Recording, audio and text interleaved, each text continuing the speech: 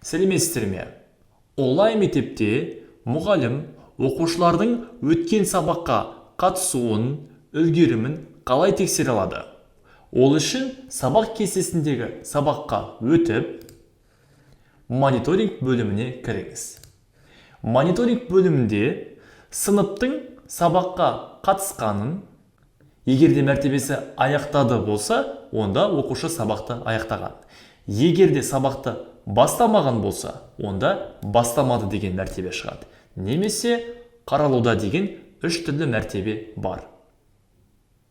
Кейін оқушылардың орындаған тапсырмалардың санын, олардың пайыздық көрсеткіш ретіндегі нәтижесі және де 10 балдық жүйедегі алған бағаларын, яғни балдарын көруге болады.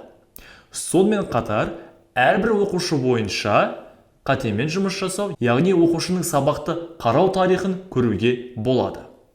Ол үшін әрекеттер бөліміндегі көру батырмасын басып, оқушының әрбір тапсырма бойынша қатемен жұмыс жасағанын, яғни қай жаттығуда қате жібергенін, ал қай жаттығуда дұрыс орындағанын біз көре аламыз.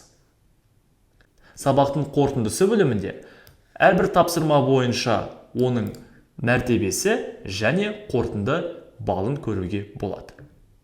Мониторинг бетіне оралу батырмасын басып, біз сыныптың мониторингіне қайтып келіп, қалған оқушыларды тексеруімізге болады.